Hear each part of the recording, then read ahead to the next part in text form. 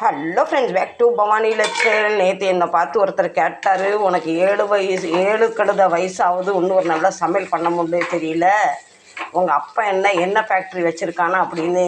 ஏன்னா நான் இதில் எண்ணெயும் நிறையா ஊற்றிட்டேன், ப்ளஸ் காரம் உப்பு நிறையா அள்ளி போட்டுட்டேன். அதனால் செஞ்ச பெப்பர் சிக்கனை சாப்பிடவே இல்லை. அதுக்காக நான் இப்போ என்ன செஞ்சுட்டேன், அவசரமாக ஆல்ட்ரேஷன் பண்ணுறேன். ஏன்னா வெங்காயம் தனியாக நான் வதக்கி போட்டால் டேஸ்ட் வராது.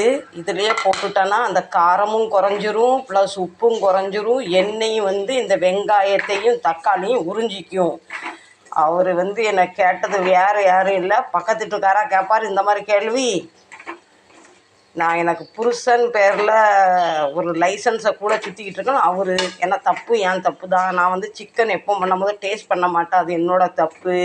அதனால் காரமும் கூடி போச்சு, எண்ணெயும் கூடி போச்சு, உப்பும் கூடி போச்சு. அதனால் இப்படி ஒரு ஆல்ட்ரேஷன் பண்ணிடலாம்.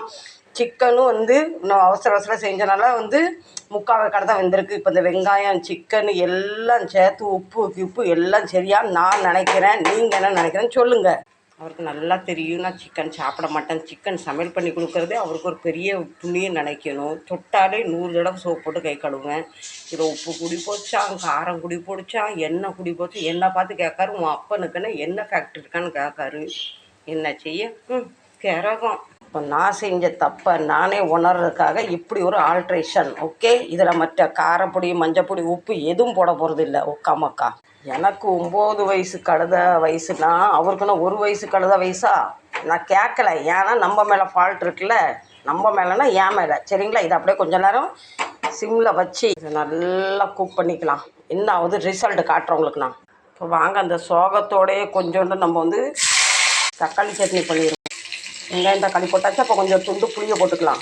பூண்டு இவங்களை ஒரே பக்கம் உட்கார விடாமல் இவங்களை விரட்டி வடக்கையும் தெக்கையும் கிழக்குமா கிண்டுவோம். கொஞ்சம் உப்பை கொடுத்து அவங்கள சந்தோஷப்படுத்தலாம். மிளகாத்தூள். இப்போ நம்ம ஆல்ட்ரேஷன் சிக்கன் ரெடி. இப்போ இதில் ஏதாவது ஒரு குறை கண்டு சொன்னாரோ அவர் வாயை உடச்சிருவேன் இன்றைக்கி. ஆமாம், அவ்வளோதான், ரெடி. காரம் உப்பு எல்லாம் கரெக்டாக இருக்கும்னு நான் நினைக்கிறேன். இப்போவும் நான் இதை செக்கிங் பண்ணலை. இதுக்கு இன்னும் தலையெழுத்தும் நடக்கட்டும், அவ்வளோதான்.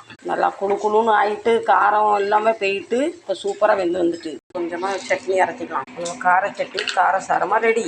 கைப்புள்ள கருவேப்பிலை தெறிக்க விடுறா, தூக்கி கொட்டுடா, தாளிச்சாச்சி இறக்குடா, தோசை கல்ல வையடா. இந்த வெயிலுக்கு அதுக்கும் மாவு அப்படியே வெண்ணையாக உருண்டு வந்திருக்கு பாருங்க. ஒரு கரண்டிய சூப்பராக இந்த இடம் சூப்பராக மாவு அரைஞ்சி வந்திருக்கு. சிலத்தில் மாவு புளிக்கும், சிலத்தில் புளிக்காது, சில தண்ணியாயிரும். இன்னைக்கு சூப்பராக வந்திருக்கு. நம்ம வீட்டில் அருமையான தோசை ரெடி. சாப்பிடணும் ஆசையாக இருக்குன்னா எல்லோரும் வாங்க. சரி ஃப்ரெண்ட்ஸ், இந்த வீடியோ பிடிச்சிருந்தா லைக் பண்ணுங்கள், ஷேர் பண்ணுங்கள், சப்ஸ்கிரைப் பண்ணுங்கள். என் புலம்பலுக்கு ஒரு லைக் தாங்க.